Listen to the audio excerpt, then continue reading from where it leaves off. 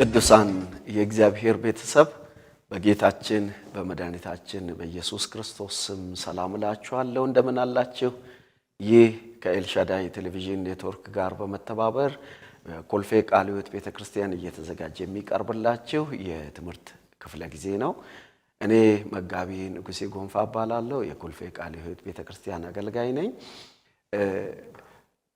እግዚአብሔር ረድቶን በተወሰኑ ዓመታት ከናንተ ጋር ከብዙ አገልጋዮች ጋር የተለያዩ ትምህርቶችን ወደ እናንተ ስናደርስ ቆይተናል። ባለፉት ወራት ደግሞ መጋቢ ፈለቀ ፈይሳ እግዚአብሔር በልቡ ያስቀመጠውን ትምህርት ወደ እናንተ ሲያስተላልፍ ነበር።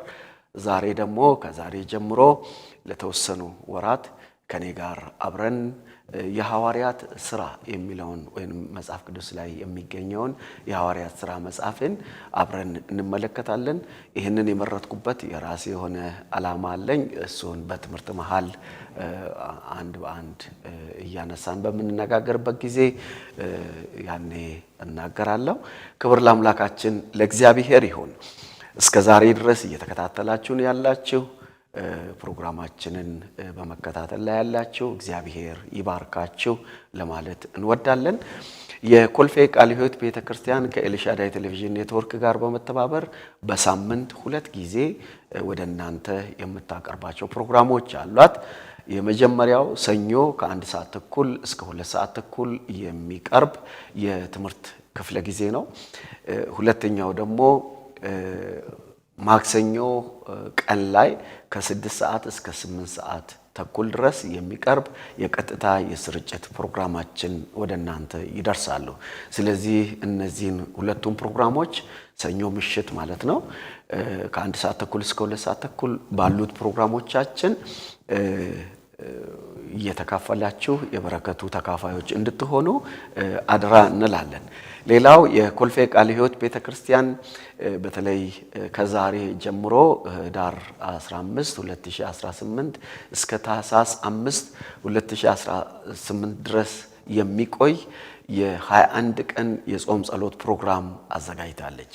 በዚህ በጾም ጸሎት ፕሮግራም ላይ ሀገራዊ መልእክትን የምንቀበልበት እግዚአብሔር ደግሞ ለቤተክርስቲያን አዳዲስ ራእዮችን እንዲሰጥ ለመንግስት ሰራተኞች፣ ለግል ሰራተኞች፣ ለነጋዴዎች፣ በተለያየ ሴክተር ላይ ለሚሰሩ ሁሉ የምንጸልይበት ስለሆነ በዚህ ጊዜ በየትኛውም ቦታ ያላችሁ ሁላችሁ ከኛ ጋር አብራችሁ እንድትጸልዩ አድራላለሁ።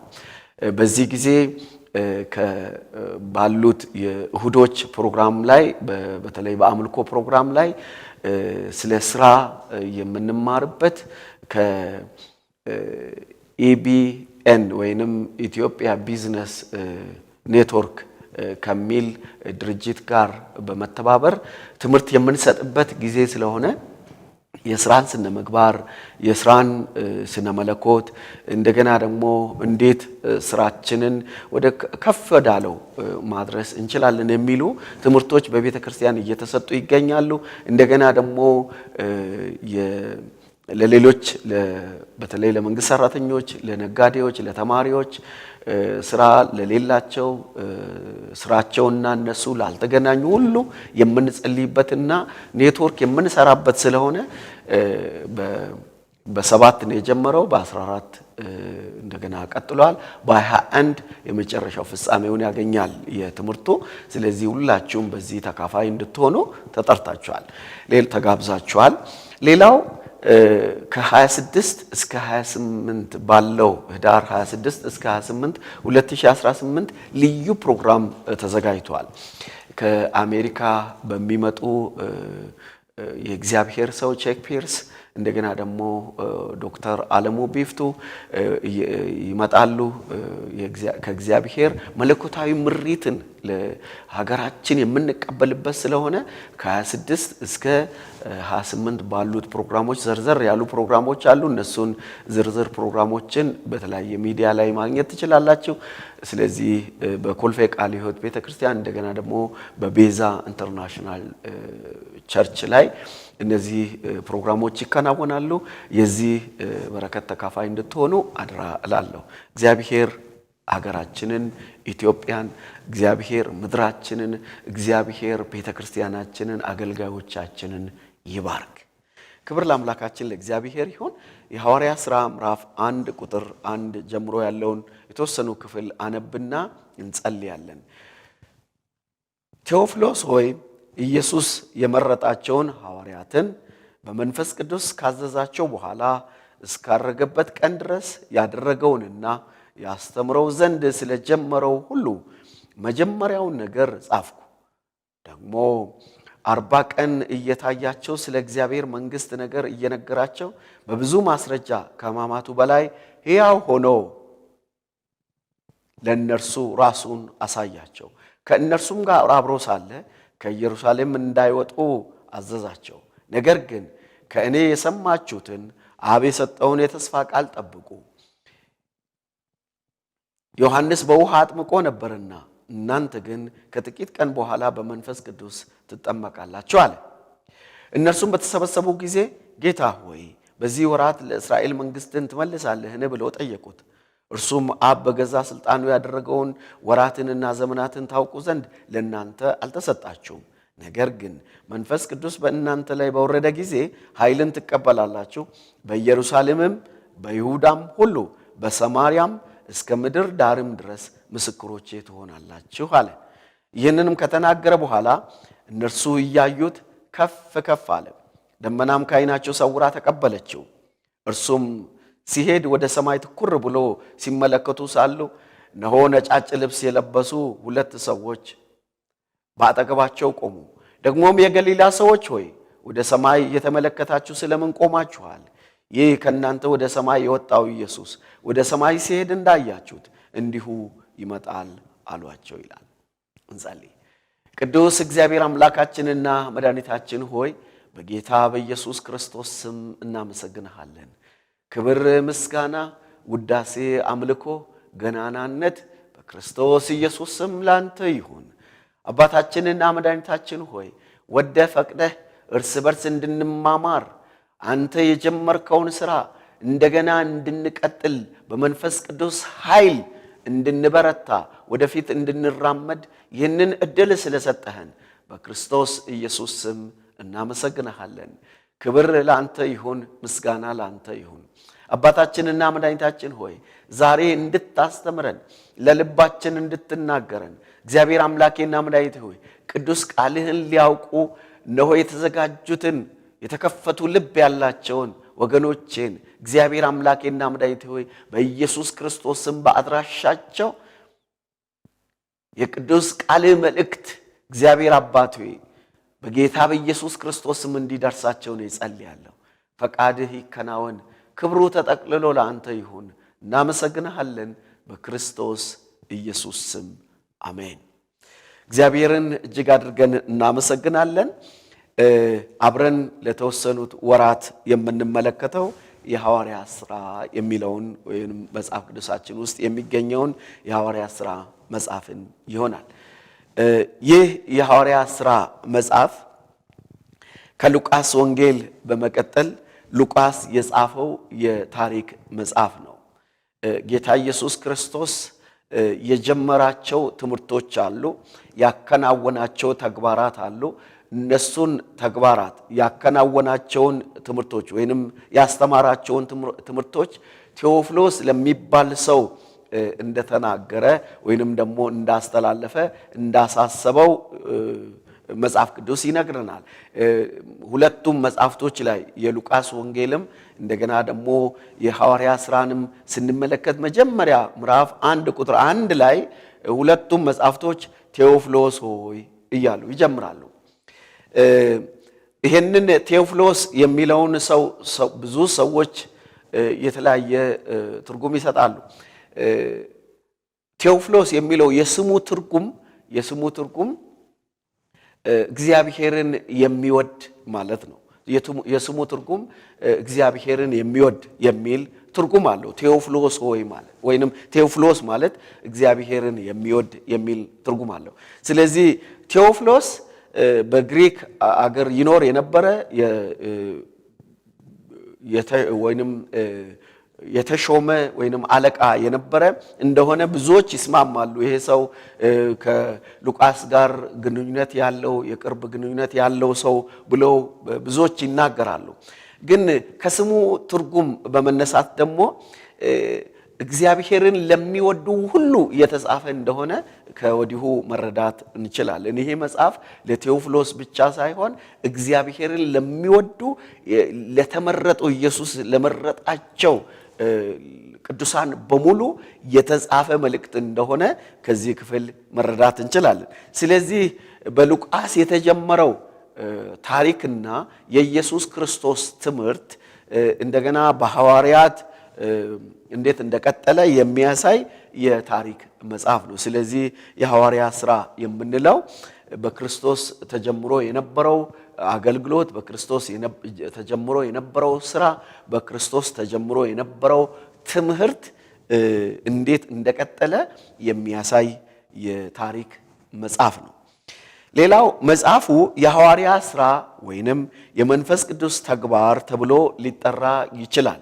ይሄ ምክንያት አለው የራሱ የሆነ ብዙ ስሞቹን ዘርዘር አድርጌ ቀስ እያልኩ እነግራችኋለሁና ተከታተሉ። እግዚአብሔር በውስጤ ያስቀመጠውን ይሄንን መጽሐፍ የመረጥኩበት የራሴ የሆነ ምክንያት አለኝ። ይሄ መጽሐፍ የቤተ ክርስቲያንን መመስረትና የቤተ ክርስቲያንን እድገት የሚያሳይ መጽሐፍ ነው። ስለዚህ ቤተ ክርስቲያን እንዴት ልትመሰረት ትችላለች፣ ቤተ ክርስቲያን እንዴት ልታድግ ትችላለች የሚሉ በርካታ ነገሮችን ከመጽሐፉ እናገኛለን።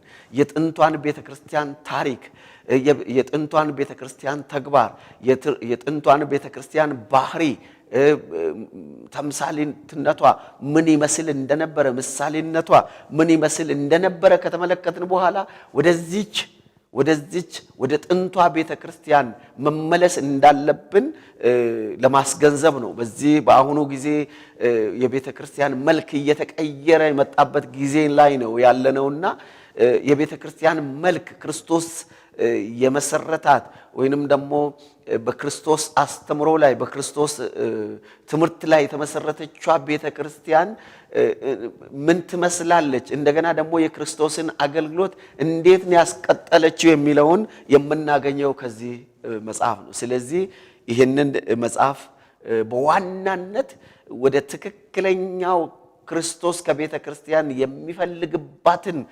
የምታከናውን ቤተ ክርስቲያን ምን አይነት ቤተ ክርስቲያን ናት፣ ክርስቶስ ደግሞ የሚፈልግባት ነገሮች ምን ምንድናቸው የሚሉ ነገሮችን የምንማርበት ስለሆነ ይህንን መጽሐፍ ቀስ እያልን በተረጋጋ መንፈስ አብረን እንመለከታለን። ስለዚህ መጽሐፉ የሐዋርያት ሥራ ወይንም ደግሞ የመንፈስ ቅዱስ ተግባር ተብሎ ሊጠራ ይችላል። መጽሐፉ በጌታችን በኢየሱስ ክርስቶስ የተጀመረው የወንጌል ሥራ በመንፈስ ቅዱስ እርዳታ በሐዋርያት አማካይነት እንዴት እንደቀጠለ የሚያሳይ ነው። ስለዚህ ሶስት ነገሮች አሉ። የመጀመሪያው በክርስቶስ የተጀመረው ተግባር ወይንም ደግሞ በክርስቶስ የተጀመረው ትምህርት እንዴት እንደቀጠለ የሚያሳይ መጽሐፍ ነው። ሁለተኛው እነዚህ ሐዋርያት በክርስቶስ ተጀምሮ የነበረውን ይህንን ተግባር በክርስቶስ ተጀምሮ የነበረውን ይህንን ሥራ እንዴት እንዳስቀጠሉት የሚያሳይ ነው። ሶስተኛው እነዚህ ሐዋርያት በራሳቸው ኃይል ሳይሆን ሕይወታቸውን መስዋዕት አድርገው ሕይወታቸውን ቅዱስ አድርገው ከእግዚአብሔር ጋር ንጹሕ በሆነ ሕይወት በመኖር በመንፈስ ቅዱስ በመሙላት በመንፈስ ቅዱስ ኃይል እንዴት እንዳስቀጠሉት የሚያሳይ መጽሐፍ ነው። ስለዚህ ታላቁን ተልእኮ ለመፈጸም ሐዋርያት በመንፈስ ቅዱስ እርዳታ የሰሩትን ተግባር ያሳያል። እንግዲያውስ መጽሐፉን እንዲህ ብለን መግለጽ እንችላለን። የሐዋርያት ወይንም የክርስቶስ ሐዋርያት ሥራ ማለት እንችላለን። የክርስቶስ ሐዋርያት ሥራ ማለት እንችላለን። ክርስቶስ ካረገ በኋላ ሐዋርያት የቀጠሉት ሐዋርያት ያስቀጠሉት በክርስቶስ ተጀምሮ የነበረው ተግባር፣ በክርስቶስ ተጀምሮ የነበረው አገልግሎት፣ በክርስቶስ ተጀምሮ የነበረው ሥራ እንዴት በሐዋርያት አማካኝነት እንደቀጠለ የሚያሳይ ነው። ገና ክፍሉን ሲጀምር ምን ብሎ ነው የሚጀምረው? ቴዎፍሎስ ሆይ ኢየሱስ የመረጣቸውን ሐዋርያትን በመንፈስ ቅዱስ ካዘዛቸው በኋላ እስካረገበት ቀን ድረስ ያደረገውንና ያስተምረው ዘንድ ስለጀመረው ሁሉ የመጀመሪያውን ነገር ጻፍኩ ይላል። እሱ በወንጌል በሉቃስ ወንጌል የተጻፈውን የሚያመለክት ነው። ስለዚህ ይህንን እንዲያስቀጥሉ ደግሞ ትእዛዝ እንደሰጣቸው ከዚህ ክፍል መረዳት እንችላለን። ስለዚህ በክርስቶስ የተጀመሩ እዚህ መጽሐፍ ላይ የተነገሩ ሁለት ነገሮች ናቸው። አንደኛው ያደረገውን ነገር፣ ሁለተኛ ያስተምረው ዘንድ ስለጀመራቸው ነገሮች በሐዋርያት እንዴት እንደቀጠለ ስለሚያሳይ ይሄ የክርስቶስ ሐዋርያት ሥራ ተብሎ ሊጠራ ይችላል። እነዚህ የክርስቶስ ሐዋርያት ከሱ ጋር የነበሩ በገሊላ ባህር አካባቢ አሳ በማጥመድ ላይ የነበሩ ነገር ግን ለአገልግሎቱ የለያቸው ከ3 ዓመት በላይ ከሱ ጋር ቆይቶ ከሱ ጋር አሳልፈው እሱ የጀመረውን ያንን አገልግሎት በእነሱ አማካኝነት በመንፈስ ቅዱስ ተሞልተው እንዴት እንዳስቀጠሉት የሚያሳይ መጽሐፍ ነው። መንፈስ ቅዱስ ቤተ ክርስቲያንን ለመትከል ሐዋርያትን እንዴት እንደተጠቀመ የሚያሳይ ነው ይሄ መጽሐፍ። እንግዲህ በተለይ ምዕራፍ 2 ላይ ስንመለከት መንፈስ ቅዱስ ወረደባቸው። መንፈስ ቅዱስ ከወረደባቸው በኋላ ቤተ ክርስቲያንን ለመትከል ሐዋርያትን መንፈስ ቅዱስ እንዴት እንደተጠቀመባቸው የሚያሳይ መጽሐፍ ነው። ሌላው ኢየሱስ ለማድረግና ለማስተማር የጀመረውን ሥራ የሚያሳይ ነው። ኢየሱስ ለማስተማር እንደገና ደግሞ ሊያከናውን የጀመረውን ተግባር እንዴት እንደቀጠለ የሚያሳይ መጽሐፍ ነው። ስለዚህ መጽሐፉ የክርስቶስ ደቀ መዛሙር የሆኑ የመጀመሪያዎቹ ሕይወትና ሥራን ይገልጻል። ሕይወታቸው ምን እንደሚመስል እንደገና ደግሞ ተግባራቸው ምን እንደሚመስል፣ አስተምሯቸው ምን እንደሚመስል፣ በተለይ በመንፈስ ቅዱስ ከተሞሉ በኋላ የተከናወነውን ተግባር፣ በእነሱ የተሰራውን ሥራ፣ የነሱ የመጀመሪያዎቹን ሕይወት ሥራን የሚያሳይ መጽሐፍ ነው። እግዚአብሔር መንግስቱን ሊገነባ በመንፈስ ቅዱስ ኃይል የተሞሉ ደካሞችን እንዴት እንደሚጠቀም የሚያሳይ መጽሐፍ ነው። እነዚህን ሐዋርያትን በምንመለከትበት ጊዜ በኢኮኖሚ ስንመለከት እጅግ በጣም ደካሞች ነበሩ። አሳ አጥማጆች ናቸው። እንደገና ደግሞ ከትምህርት አንፃር ስንመለከት ስለነሱ ከክርስቶስ ጋር 3 ዓመት ከማሳለፋቸው በፊት የነበረውን ሕይወታቸውን ስንመለከት በግል ስራቸው ተጠምደው የምናገኛቸው ሰዎች ናቸው። ስለዚህ በገሊላ አካባቢ የነበሩ አሳ አጥማጆች እንደነበሩ እናያለን። ግን መንፈስ ቅዱስ እነዚህን ደካሞች በተለይ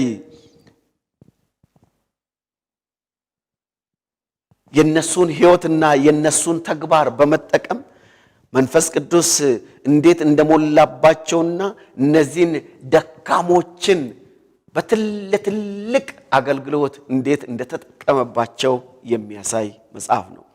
ስለዚህ የመንፈስ ቅዱስ ሥራ ወይንም የመንፈስ ቅዱስ ተግባር ብለን ልንጠራው እንችላለን። ሌላው የሐዋርያ ሥራ ክርስቶስ ካረገበት ጊዜ አንስቶ ጳውሎስ በሮም እስከ ታሰረበት ጊዜ ድረስ ያለውን ታሪክ ይነግረናል። ክርስቶስ ካረገበት ጀምሮ ጳውሎስ በሮም እስከ ታሰረበት ከምዕራፍ 1 እስከ ምዕራፍ 28 ጠቅለል አድርገን ስናስቀምጥ ከ30 ዓመተ ምህረት እስከ 64 ዓመተ ምህረት ድረስ ያለውን ጊዜ አጠቃሎ የሚይዝ መጽሐፍ ነው። የአብዛኞቹ መልእክታት ታሪክ ይዞ እና የያዘና የተጻፈበትን ታሪክ የያዘ መጽሐፍ ነው። መልእክታትን የጳውሎስ መልእክታትንም ስንመለከት እንደገና ደግሞ አጠቃላይ መልእክታትንም በመንመለከትበት ጊዜ ዋና ታሪካቸው መነሻው ይሄ የሐዋርያት ሥራ ነው። ስለዚህ የሐዋርያትን ሥራ መጽሐፍ በትክክል መረዳት ሌሎች የጳውሎስ መልእክታትንም እንደገና ደግሞ ሌሎች አጠቃላይ መልእክታትንም እንድንረዳ የሚጠቅም መጽሐፍ እንደሆነ ከዚህ መረዳት እንችላለን። ሌላው የሐዋርያት ሥራ መጽሐፍ የቤተ ክርስቲያንን መመስረትና እድገቷን ያሳያል። ሁለት ትልልቅ ነገሮችን ይነግረናል። ቤተ ክርስቲያን እንዴት እንደተመሰረተች፣ በምን አይነት ሁኔታ እንደተመሰረተች፣ ከተመሰረተች በኋላ የነበራት ባህሪ፣ የነበራት ተግባር፣ የነበራት አስተምሮ ምን እንደሆነ ይናገርና ከዚያ በኋላ እድገቷ እስከምን ድረስ እንደሆነ ያሳያል። ስለዚህ እንደው ቀስ ብለን መጽሐፉን ለማጥናት እንዲመቸን በተለያየ ክፍል ከፋፍለን መጽሐፉን እንድናይ ፈልጋለሁ። ይሄንን የሐዋርያት ሥራ መጽሐፍን 28 ምዕራፍ ነው ያለው። ይሄ 28ቱ ምዕራፍ በተለያየ ከፋፍለን ማጥናት እንችላለን። እኔ በሶስት አይነት አከፋፈሎችን ከፋፍለን ለማጥናት እንዲመቸን ሶስት አይነት አከፋፈሎችን እነግራችኋለሁ። የመጀመሪያው አከፋፈል ከመልክዓ ምድር አንፃር ከፋፍለን ማየት እንችላለን። ከመልክዓ ምድር አንፃር በሶስት እንከፍላለን።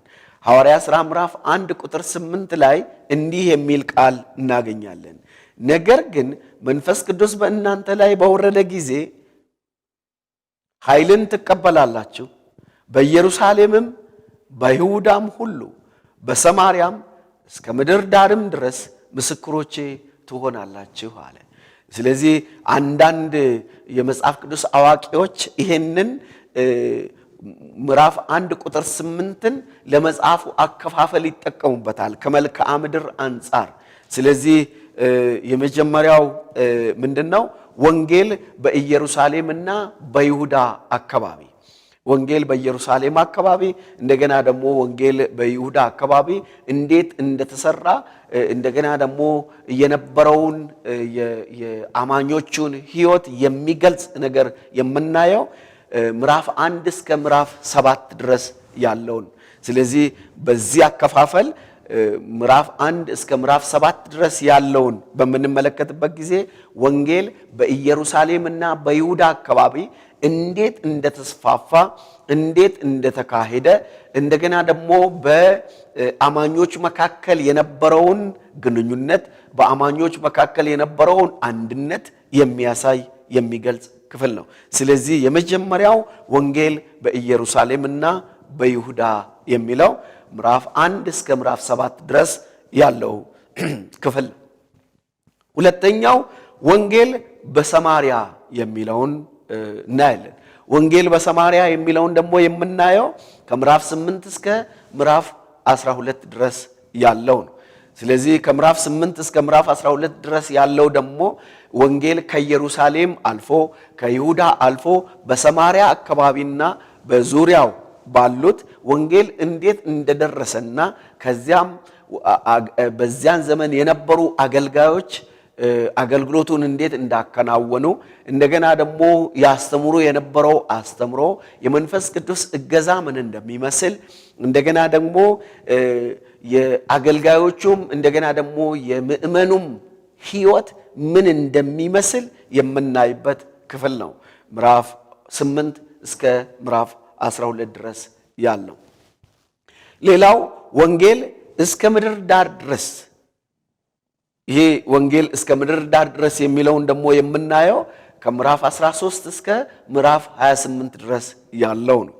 ይሄ ሲከፋፈል ወንጌልን እስከ ምድር ዳር ድረስ ለማድረስ ወንጌላዊ ጉዞ የተደረገበት ጊዜ ነው።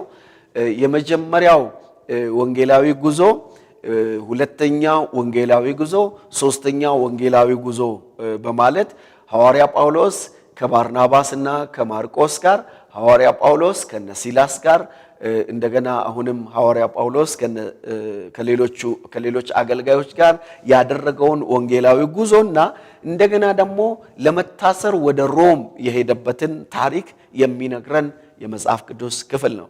ስለዚህ ከመልክዓ ምድር አንፃር ወንጌል በኢየሩሳሌምና በይሁዳ አካባቢ፣ ወንጌል በሰማርያና አካባቢው፣ እንደገና ደግሞ ወንጌል እስከ ምድር ዳር ድረስ እንዴት እንደተስፋፋ እንዴት እንደተመሰከረ የሚገልጽ ክፍል ነው።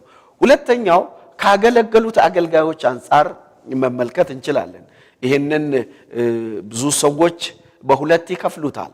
ካገለገሉት አገልጋዮች አንፃር መጽሐፉን በሁለት ከፍለን ለንባባችን ለጥናታችን እንዲመቸን መመልከት እንችላለን። የመጀመሪያው የጴጥሮስ አገልግሎት ነው። የጴጥሮስ አገልግሎት ምዕራፍ 1 እስከ ምዕራፍ 12። ሌሎች አገልጋዮች አሉ በዚህ መሃል። በዋናነት ግን ከጴጥሮስ ጋር ያገለግሉ የነበሩ አገልጋዮች አብሮ እንዳሉ ሆኖ በዋናነት የሚጠቀሰው ጴጥሮስ ስለሆነ በዋናነት አገልግሎቱን የምንመለከተው ጴጥሮስ ስለሆነ የጴጥሮስን አገልግሎት ምዕራፍ 1 እስከ ምዕራፍ 12 ድረስ ማየት እንችላለን።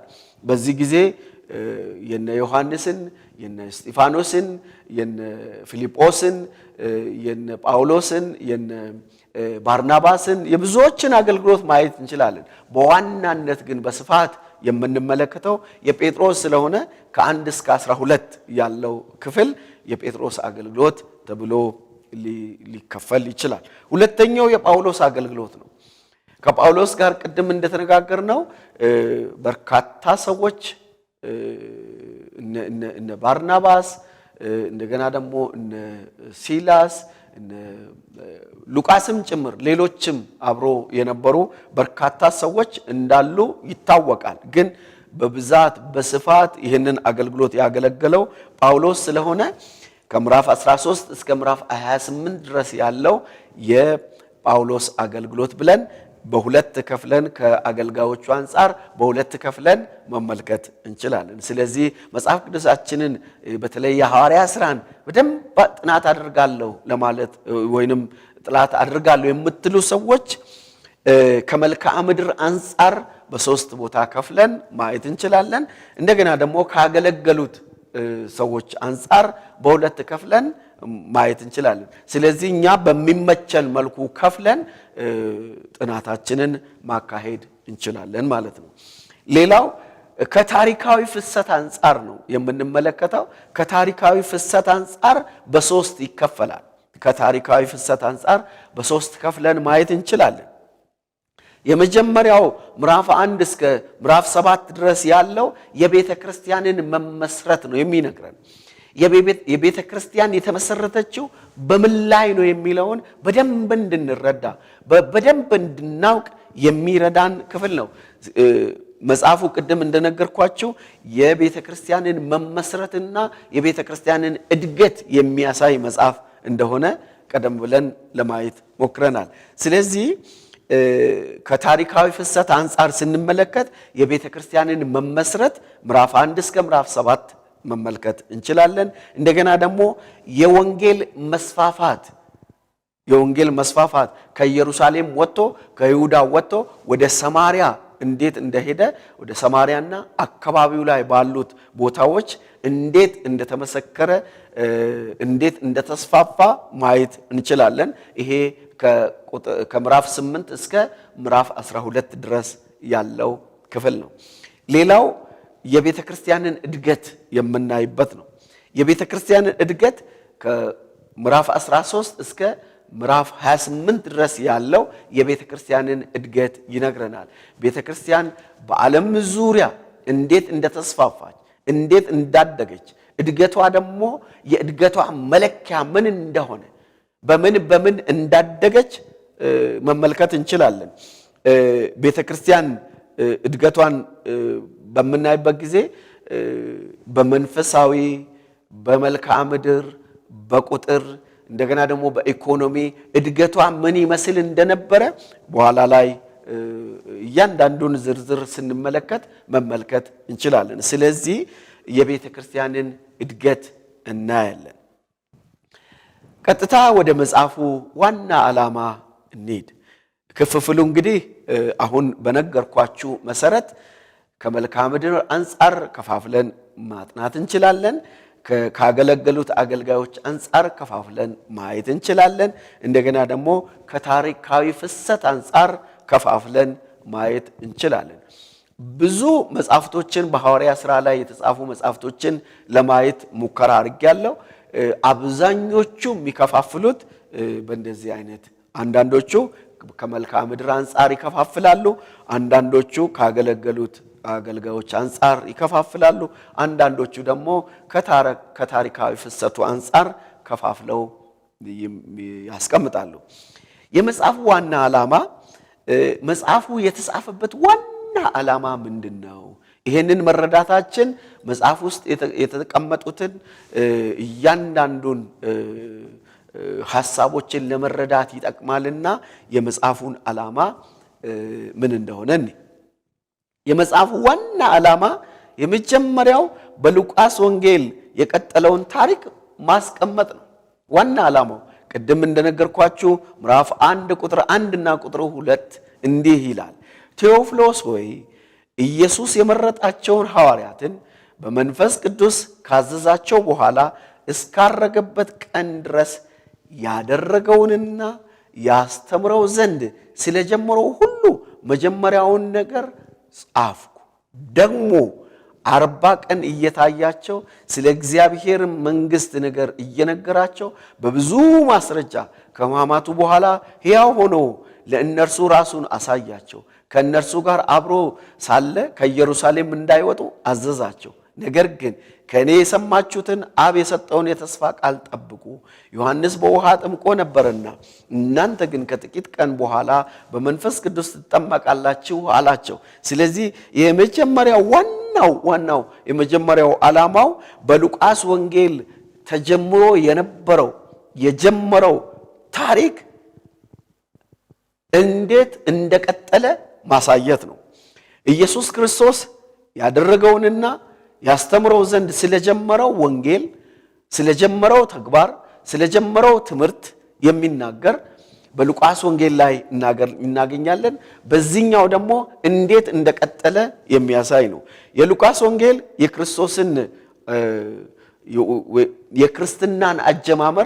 የክርስትናን አጀማመር በደንብ ያስረዳል። ክርስትና እንዴት እንደተጀመረ፣ ወንጌል እንዴት እንደተጀመረ፣ ወንጌል እንዴት ወደኛ እንደመጣ ያስረዳል። ይህ ወንጌል ደግሞ ወደ ሌሎች መዳረስ ስለነበረበት በሉቃስ ተጀምሮ የነበረው ታሪክ እንዴት እንደቀጠለ የሚያሳይ የመጽሐፍ ቅዱስ ክፍል ነው።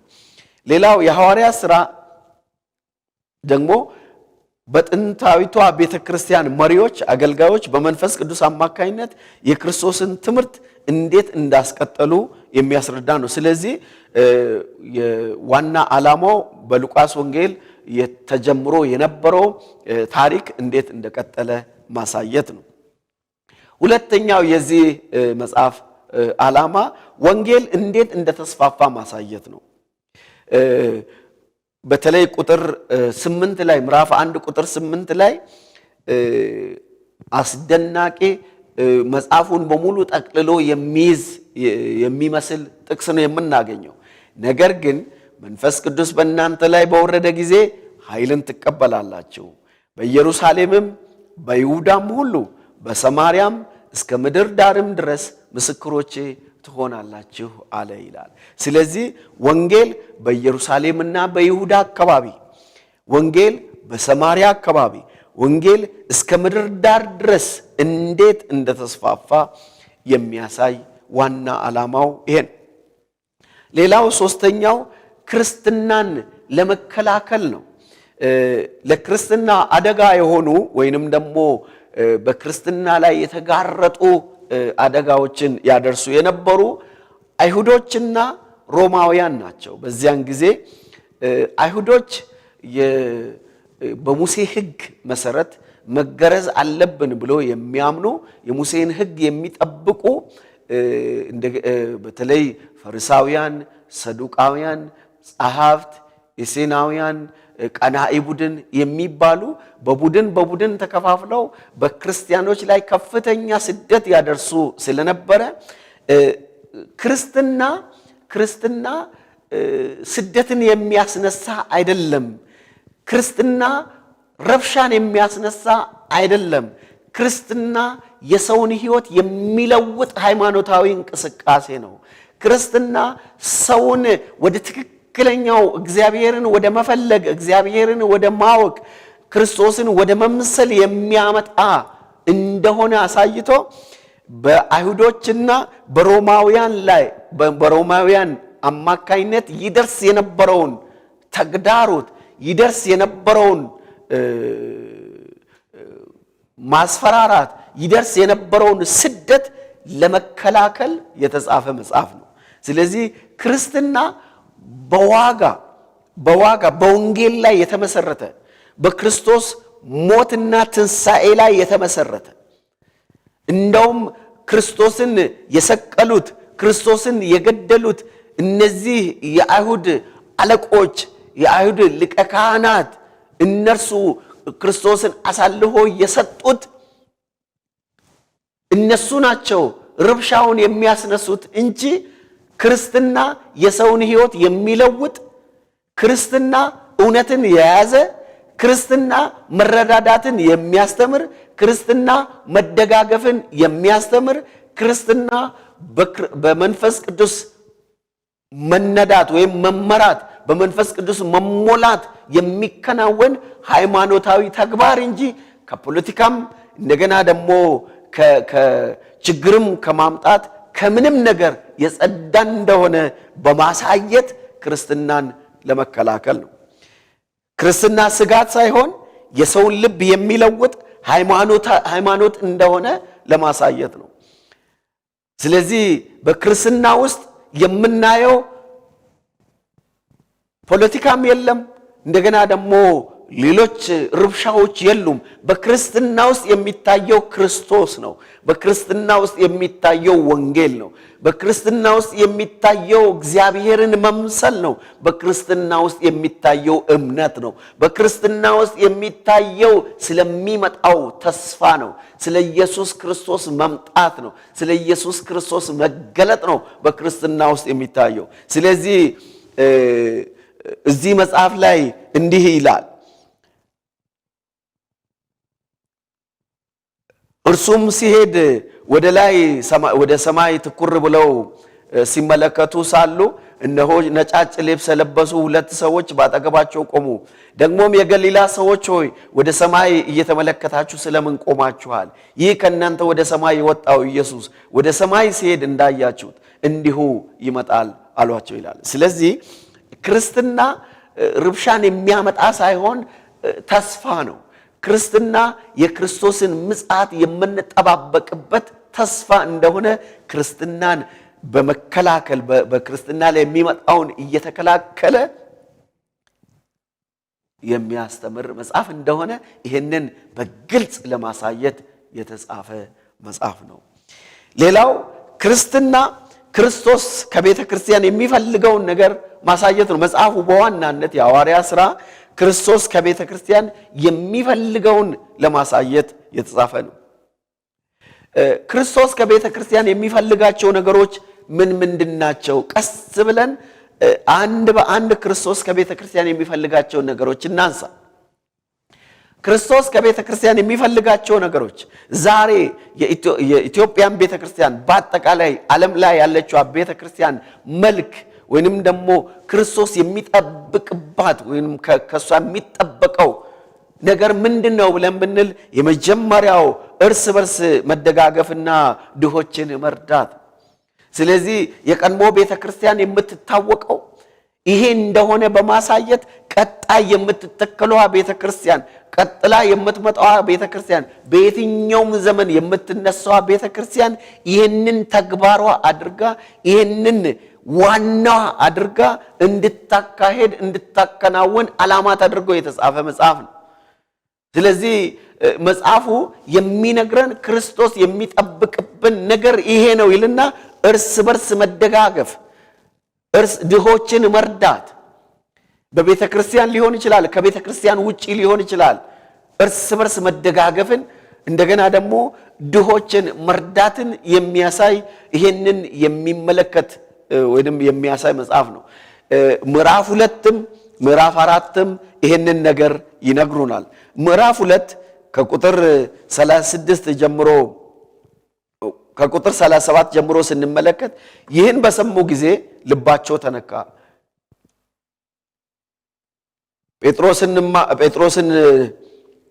ጴጥሮስና ሌሎችም ሐዋርያት ወንድሞች ሆይ ምን እናድርግ አሏቸው።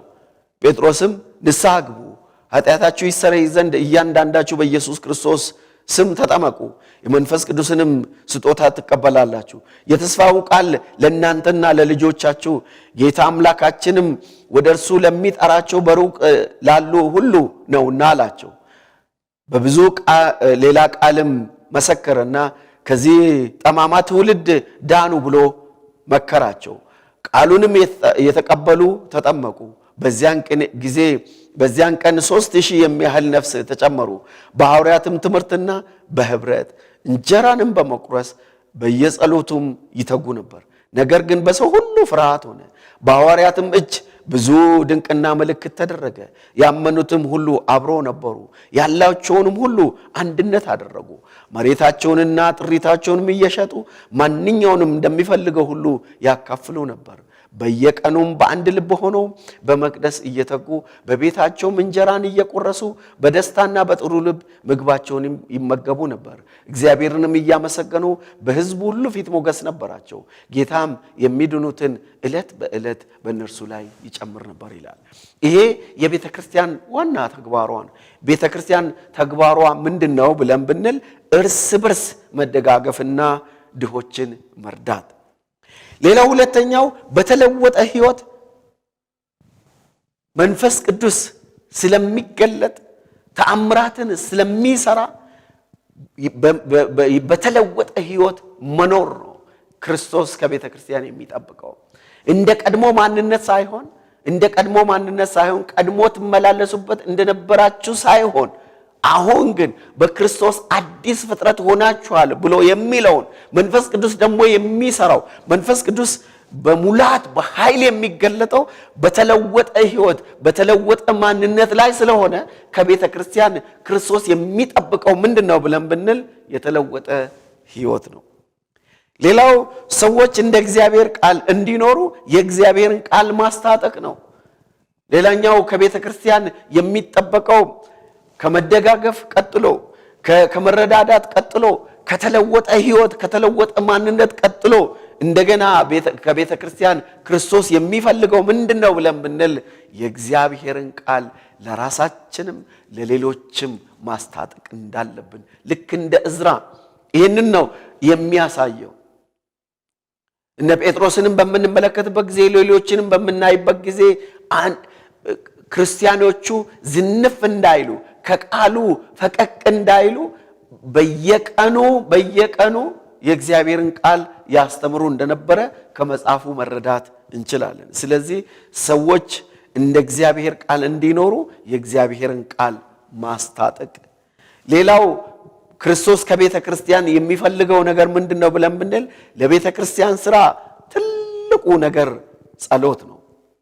ስለዚህ ለቤተ ክርስቲያን ሥራ የጸሎት ኃይል ምንጭ መሆኑን ተገንዝበን ሁል ጊዜ በጸሎት መመላለስ በጸሎት ሕይወት መመላለስ እንዳለብን ከዚህ ክፍል መረዳት እንችላለን። ሐዋርያ ሥራ ምዕራፍ 3ን ስንመለከት ጴጥሮስና ዮሐንስም በጸሎት ጊዜ በ9 ሰዓት ወደ መቅደስ ይወጡ ነበር ይላል። እንደገና ሐዋርያ ሥራ ምዕራፍ 13 ስንመለከት ብዙ የጸሎት ጉዳዮችን ማንሳት እንችላለን። ምዕራፍ 13 እንዲህ ይላል። በአንጾኪያ ባለችው ቤተክርስቲያን ነቢያትና መምህራን ነበሩ። እነርሱም ባርናባስ፣ ኔጌር የተባለው ስምዖን፣ የቀሬናው ሉቂዮስ፣ የአራተኛው ክፍለ ገዥ ሄሮድስ ባለሟል ምናሄ፣ ሳውልም ነበሩ። እነዚህም ጌታን ሲያመልኩና ሲጦሙ መንፈስ ቅዱስ ባርናባስንና ሳውልን ለጠሯቸው ሥራ ለዩልኝ አለ። በዚያን ጊዜ ከጾሙ ከጸለዩም እጃቸውንም ከጫኑ በኋላ አሰናበቷቸው ይላል። ስለዚህ ከሐዋርያት ሕይወት ከቤተ ክርስቲያን ሕይወት ጸሎት ጠፍቶ አያውቅም። ስለዚህ ለቤተ ክርስቲያን ሥራ የኃይል ምንጭ የሆነውን ይሄንን ጸሎት እንድታከናውን ክርስቶስ ይፈልጋል። አማኝ በሙሉ ወንጌልን መመስከር እንዳለበት አሁንም ክርስቶስ ይህን ይፈልጋል። ምዕራፍ 1 ላይ ነገር ግን መንፈስ ቅዱስ በእናንተ ላይ በወረደ ጊዜ ኃይልን ትቀበላላችሁ፣ ከኢየሩሳሌም ይሁዳ ሰማርያ እስከ ምድርም ዳር ድረስ ምስክሮቼ ትሆናላችሁ። ይሄ ምስክር መሆን ማለት አንገትን የሚያስቆርጥ ነበር። በዚያን ጊዜ ምስክር መሆን ማለት መናገር ብቻ ሳይሆን ሕይወትን ኖረው እውነትን ኖረው ክርስትናን ኖረው ራሳቸውን አሳልፎ መስጠትን የሚጠይቅ ነበር። ስለዚህ ቤተክርስቲያን ዛሬ ከሷ ክርስቶስ የሚፈልገው ምንድነው ብለን ብንል ለዚህ እውነት መኖር ይሄንን እውነት ለዓለም ማዳረስ ከሷ ይጠበቃል። ሌላው በክርስቲያኖች መካከል የጠበቀ ግንኙነት ማድረግ ነው፣ ህብረት። ሌላኛው ስደት የቤተክርስቲያን ሕይወት አካል መሆኑን መገንዘብ።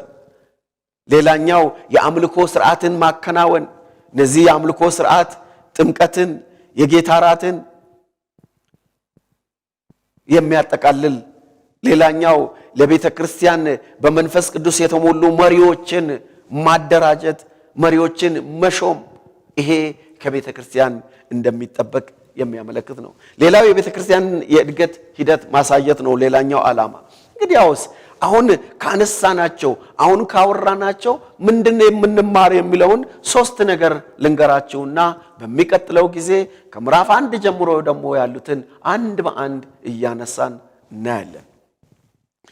ዛሬ ካነሳናቸው፣ ዛሬ ካነበብናቸው፣ ዛሬ ከተነጋገርንባቸው ነገሮች የምንማረው የመጀመሪያው ነገር ምንድነው ብለን ብንል ከእግዚአብሔር የተሰጠንን አደራ መወጣት ነው።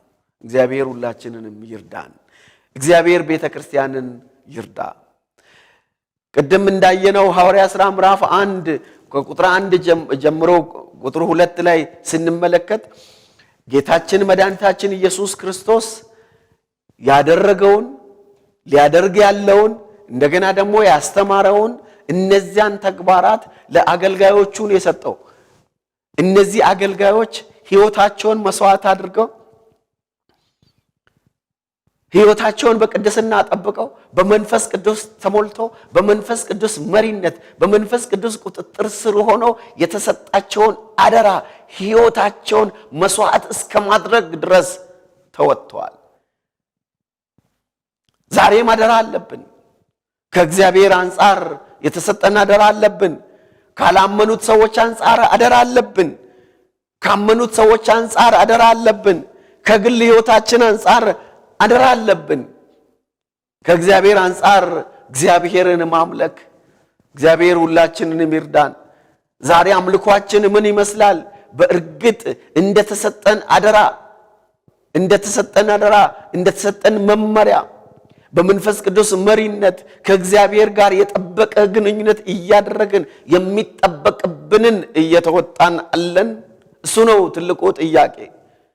ዛሬ በፕሮግራም ድምቀት እየተታለልን ያለንበት ጊዜ ላይ ነው ያለነው።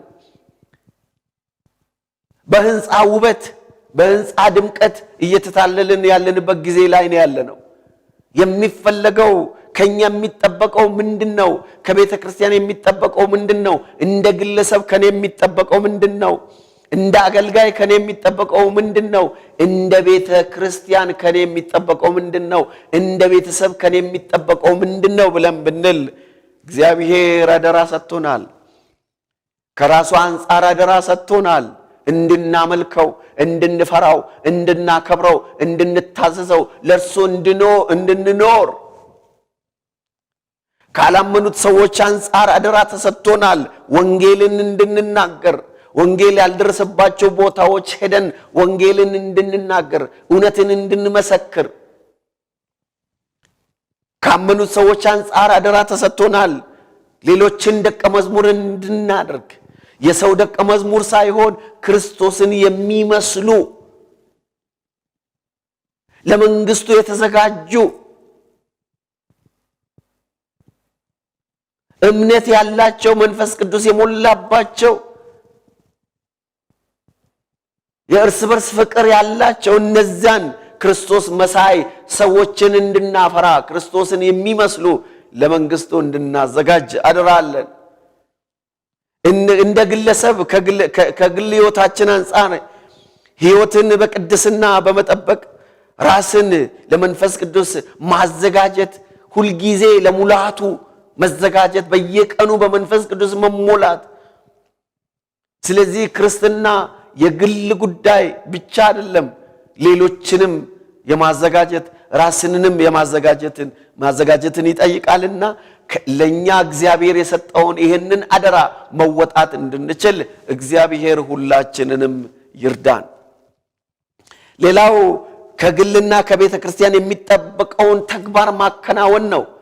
ከኛ የሚጠበቀው ከግልና ከቤተ ክርስቲያን የሚጠበቁ ነገሮች ምንድናቸው ብለን ብንል ቅድም የዘረዘርናቸው ነገሮች መደጋገፍ፣ የህይወት ለውጥ፣ የእግዚአብሔርን ቃል ማስተማር፣ በጸሎት መትጋት፣ ወንጌልን መናገር፣ ህብረት ማድረግ፣ መንፈሳዊ መሪዎችን ማደራጀት፣ አምልኮ፣ ለሚመጣው ስደት፣ ለየትኛውም ነገር ራስን ማዘጋጀት። አንድ የሆነ ነገር ቢመጣ ስንቶቻችን እንቆም ይሆን? እሱ ነው ትልቁ ጥያቄ።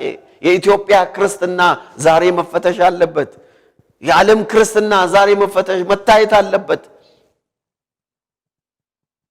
ከመደጋገፍ አንፃር ስንመለከት ስንቶቻችን ወንድማችን ተርቦ እኛ በተንደላቀቀ በሕይወት እንኖር ይሆን? ክርስትና ያንን አያሳይም።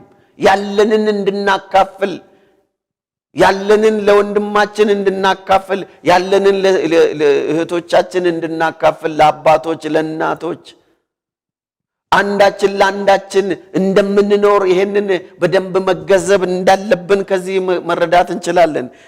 ከግል ከኛ የሚጠበቀው እንደ ግለሰብ ከኛ የሚጠበቀው ነገር አለ።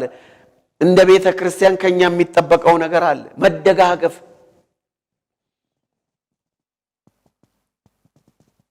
አንድ ቪዲዮ ያየሁትን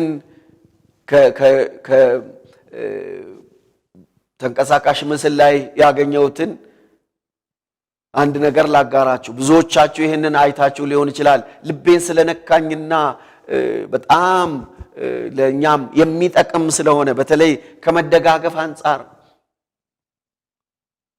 በህንድ ሀገር ሚዙራን የምትባል ከተማ ላይ አንድ ቤተክርስቲያን ነበረች። ያቺ ቤተክርስቲያን እጅግ በጣም ድሃ ነበረች። አንዲት እናት ከምታበስለው ሩዝ አምላኬ ከኔ ጋር ምግቤን ይብላ ብላ አንድ እፍኝ ከምታበስለው ለአምላኬ ብላ ታስቀምጥ ነበር። ይህ ልምምድ በየቤተ ክርስቲያኑ በቤተ ክርስቲያኒቱ ተለመደና ሁሉም ያንን ማድረግ ጀመረ። መጨረሻ ላይ በወር ወደ ቤተ ክርስቲያን ሲያመጡ በጣም ብዙ ኩምታል ይሰበሰብ ነበር። ስለዚህ ድሆች እየመጡ ከዚያ ከተሰበሰበው እየወሰዱ ይሄዱ ነበር። ስለዚህ እነዛም ያንን ልምምድ ተለማመዱ። ከዚያ አንፃር በጣም በርካታ ወንጌላውያንን ያቺ ቤተክርስቲያን ወደ ተለያዩ ሀገሮች ልካ ያ ልምምድ ስራ ላይ ውሎ ብዙ አገልጋዮችን ብዙ ወንጌላውያንን እንደላኩ ያንን ቪዲዮ ለማየት ችያለሁ። ዛሬም እንደ ግለሰብ ከኛ የሚጠበቀው አለ። ዛሬ እንደ ቤተ ክርስቲያን ከኛ የሚጠበቀው አለ። መደጋገፍን፣ የተለወጠ ህይወትን፣ የእግዚአብሔርን ቃል ማስተማር። በጣም በርካታ ነገሮች ናቸው እዚህ የምናያቸው። የመጨረሻውን ልንገራችሁና አበቃለሁ። ሌላኛው ከኛ የሚጠበቀው አሁን ከተነጋገርነው አንፃር ምንድነው ብለን ብንል የቤተ ክርስቲያንን እድገት መጠበቅ ነው። ቤተ ክርስቲያን በብዙ አቅጣጫ ታድጋለች። በመንፈሳዊ ህይወት ታድጋለች፣ በቁጥር ታድጋለች፣ በመልክዓ ምድር ታድጋለች፣ በኢኮኖሚ ታድጋለች። ይሄን የቀድሞውን ቤተ ክርስቲያን በምንመለከትበት ጊዜ መንፈሳዊ ህይወታቸውን ስንመለከት ክርስቶስን እስከ መምሰል ድረስ መንፈሳዊ ህይወታቸው ያደገ ነበር። የትኛውም ስደት ቢመጣ ራሳቸውን ለመስዋዕትነት ያዘጋጁ ነበሩ። በመንፈሳዊነታቸውን ስንመለከት እድገታቸው እጅግ በጣም ጣሪያ የነካ ነበር። የቤተ ክርስቲያን እድገት የሚለካው አንዱ በመንፈሳዊ ሕይወት ነው። ዛሬ እስቲ ስንቶቻችንን ለእውነት ለተነገረው ቃል ለተነገረው እውነት ለእግዚአብሔር ቃል ራሳችንን መስዋዕት የምናደርገው ራሳችንን አሳልፈን የምንሰጠው? ሌላው በቁጥር ነው። የነፍሳት መዳን ዕለት በዕለት ይጨመር ነበር። በአንድ ቀን 3000 በአንድ ቀን 5000። ሌላው በመልክዓ ምድር ነው። ኢየሩሳሌም ብቻ አልቆዩም። ከኢየሩሳሌም ወደ ይሁዳ፣ ከይሁዳ ወደ ሰማርያ፣ ከሰማርያ እስከ ምድር ዳር ድረስ ወንጌልን ይናገሩ ነበር። ተራ በተራ አይደለም ያንን ያደረጉት። በኢየሩሳሌም ወንጌል ይነገራል፣ በተመሳሳይ ሰዓት በይሁዳም ይነገራል፣ በተመሳሳይ ሰዓት በሰማርያም፣ በተመሳሳይ ሰዓት እስከ ምድር ዳር ድረስ ወንጌልን ያዳርሱ ነበር። ሌላው በኢኮኖሚ እያላቸውን እያንዳንዳቸው አምጥተው በቤተ መቅደሱ ያኖሩ ነበርና ችግረኛ እስከማይኖር ድረስ በመካከላቸው እግዚአብሔር ድንቅና ተአምራትን ያደርግ ነበር። እንግዲህ ወገኖቼ እግዚአብሔር ከኛ የሚጠብቀው ነገር አለ።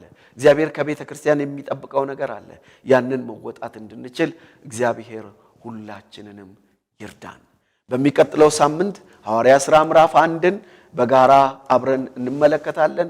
ስለሰማነው ቅዱስ ቃሉ ክብሩን እግዚአብሔር ይውሰድ። እንጸልይ። እግዚአብሔር አምላካችንና መድኃኒታችን ሆይ ክብር ላንተ ይሁን። ስለነበረን ጊዜ ሁሉ ክብሩን አንተ ውሰድ። ይህ የተነገረ እውነት በሕይወታችን ይስራ። በክርስቶስ ኢየሱስ ስም አሜን።